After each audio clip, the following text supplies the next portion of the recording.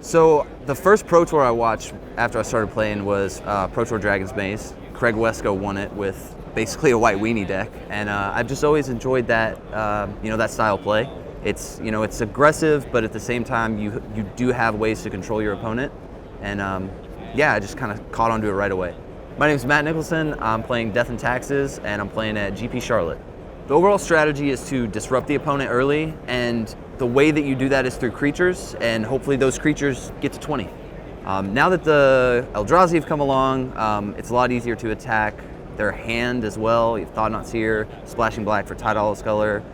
So really it's more about stopping the opponent from getting their game plan going, and turning creatures sideways to win. It's 23 lands, and I actually had a big debate last night on whether to run 22 or 23. I wound up going with 23.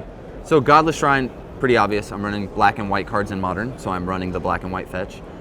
Cave of Koilos, another black-white dual land, but importantly, it produces colorless for Eldrazi Displacer and for Thought-Knot Seer. Eldrazi Temple is just an ancient tomb for my Eldrazi's. I'm running Shambling Vent. I'm running 2 Shambling Vent, which has actually been pretty good this weekend. And then Swamps, Plains, and Ghost Quarter is actually just Strip Mine with Leonin Arbiter. I'm not sure the exact number, but the 2 drops are Leonin Arbiter for the Search Hate, very, very good in Modern right now.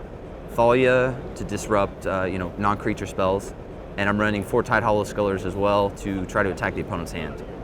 3 drops, I'm playing 2 Blade Splicer as just kind of a beater that you can abuse with another 3 drop, Eldrazi Displacer, and Flickerwisp. Those both synergize well with a lot of the different cards in the deck, just to be able to reuse into the battlefield effects, and also to kind of get people with Leonin Arbiter who may not know the exact ruling on when it leaves play and comes back. And Wasteland Strangler. Playing cards like Flickerwisp, playing cards like Tidehollow Sculler, just make Wasteland Strangler so good. Just real nasty play to Flickerwisp someone's land and then play a Wasteland Strangler to Stone Rain them and kill their creature. So I'm running 4 Thought-Knot Seers. Card is just good. And then I'm running 2 Reality Smashers, just kind of a top end. It's been really good in the grindy games that go long.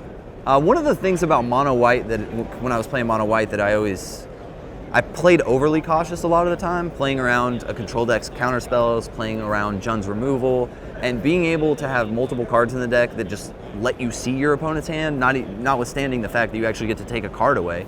But being able to see the opponent's hand just makes playing around and seeing your lines that much easier. So for my non-creature spells, I'm running 4 Path to Exiles. It's just the best removal spell in Modern. And I'm running 4 Aether Vials that generates a just infinite mana advantage if you can get it off turn 1. So the sideboard is actually kind of sketchy. We kind of tweaked it a lot last night. So I'm running 2 Wilt-Leaf Lieges. I expected Jund to kind of be out in full force today, and I did manage to get to put one into play off a Lily activation, so that was pretty sweet.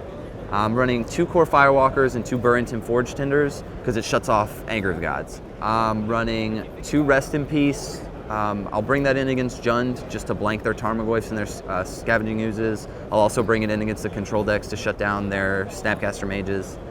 I'm running 2 Spellskites, kind of just an all-around, he comes in. I'm running 1 Dismember, just as an extra removal spell. And I'm running 1 Eidolon of Rhetoric, just kind of shuts off Storm. It's also really good against the real low-to-the-ground aggro decks that try to play lots and lots of 1 and 2 drops every single turn. And then I'm also running 3 Stony Silence for Affinity. My only loss today has been to black-white tokens. And it's a deck that I have no sideboard plan against, and I'm not running a critical mass of flyers, so a lot of the times they can just go wide and go over the top. Because you have those control elements, you're attacking your opponent's mana, you're attacking their hand, and at the same time you're just playing creatures that can just get in for damage. So it kind of feels like you're playing a control deck and an aggro deck. And there's some matches you want to kind of sit back and play the control game, and then there's some matches that you just want to jam them in.